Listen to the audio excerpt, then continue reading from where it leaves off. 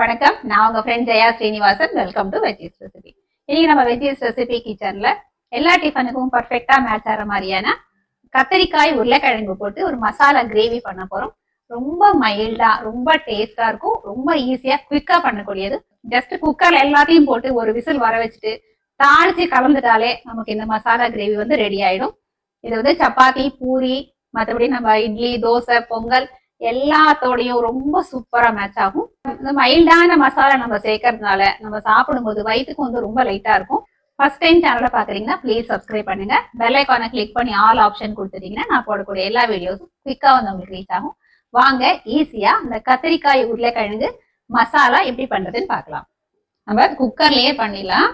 வந்து 1/4 கப்பு தண்ணி சேர்த்துப்போம். இதுல வந்து 1 டீஸ்பூன் எண்ணெய் சேர்த்துப்போம்.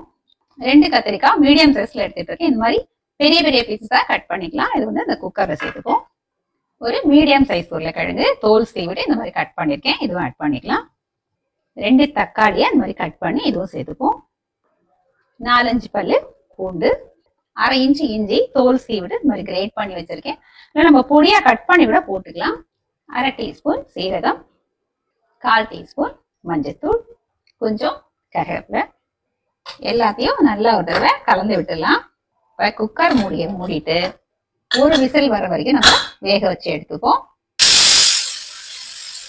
குக்கர் ஒரு விசில் வந்தாச்சு. ஸ்டவ் ஆஃப் பண்ணிக்கலாம். ப்ரெஷர் ரிலீஸ் ஆகிறதுக்குள்ள நம்ம தாளிப்பு ரெடி பண்ணிடலாம். ஸ்டவ்ல ஒரு கடாய் வச்சிருக்கேன். 1 டேபிள் ஸ்பூன் எண்ணெய் சேர்த்துப்போம். எண்ணெய் சூடானதும் 1 டீஸ்பூன் கடுகு, கடுகு வெடிச்சதும் 1 டீஸ்பூன் உளுத்தம் பருப்பு, 1 டீஸ்பூன் கடலைப்பருப்பு சேர்த்துக்கலாம். பருப்பு லேசா செவந்து வரட்டும். பருப்பு செவந்து வந்ததும் 1/2 டீஸ்பூன் ஜீரகம், 1 மிளகாய் வத்தல், 1/4 டீஸ்பூன் பெருங்காயத்தூள் சேர்த்துக்கலாம். 1 வெங்காயத்தை நல்லா நீளமா கட் பண்ணி வச்சிருக்கேன். நம்ம பொடியானதும் கட் பண்ணிக்கலாம். 1 பச்சை மிளகாயை ஸ்லிட் பண்ணி வச்சிருக்கேன். கொஞ்சம் கருவேப்பிலை, இது எல்லாத்தையும் சேர்த்துக்கலாம். வெங்காயத்தை நல்லா ஒரு கண்ணாடி பதம் வர வரைக்கும் நல்லா வதக்கிப்போம்.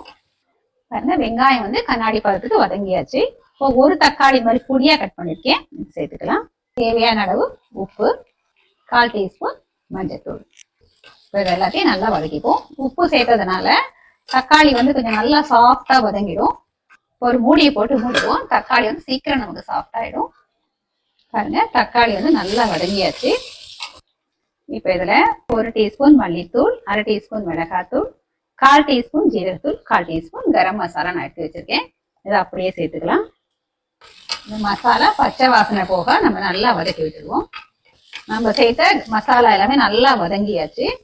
கொஞ்சமா புளியை ஊற போட்டு நான் புளி தண்ணி கரைச்சி வச்சிருக்கேன். இதை சேர்த்துக்கலாம். ரொம்ப அதிகமா சேர்த்துக்கூடாது. நம்ம ஆல்ரெடி வந்து தக்காளி வேற போட்டிருக்கோம். இந்த புளி தண்ணி நல்லா கொதிச்சு பச்சை வாசனை போகட்டும். குக்கர் விசில் வந்து ப்ரெஷர் ரிலீஸ் ஆயாச்சு.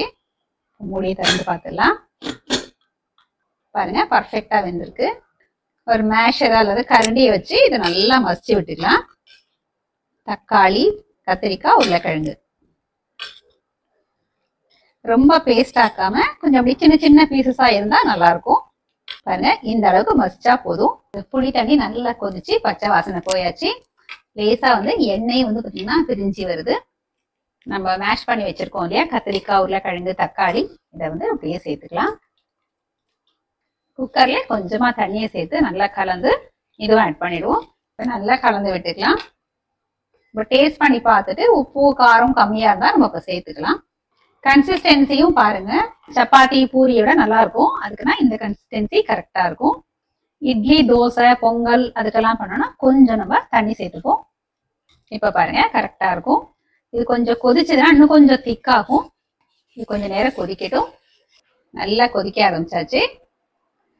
கொஞ்சமா பொடியா கட் பண்ண கொத்தமல்லியை தூவிட்டு நல்லா கலந்து விட்டுட்டு ஸ்டவ் ஆஃப் பண்ணிடலாம். ஒரு மூடியை போட்டு மூடிடுவோம். 2 நிமிஷம் கழிச்சு நம்ம சர்விங் பவுலுக்கு மாத்திக்கலாம். கத்திரிக்காய் உருளைக்கிழங்கு மசாலா கிரேவி சர்விங்க்கு ரெடி. இந்த கத்திரிக்காய் உருளைக்கிழங்கு மசாலா கிரேவிய நம்ம இட்லியோட டேஸ்ட் பண்ணி பார்க்கலாம். இது வந்து எல்லா டிஃபனுக்கும் நல்லா இருக்கும். ஈவன் சப்பாத்தியோட கூட ரொம்ப நல்லா இருக்கும். பொங்கலுக்கும் நம்ம சாப்பிடலாம். இட்லிக்கு சாப்பிடும் போது நல்லா இட்லியில அப்படி தாராளமா இந்த கிரேவியை போட்டு எடுத்து சாப்பிட்டோம்னா சூப்பரா இருக்கும்.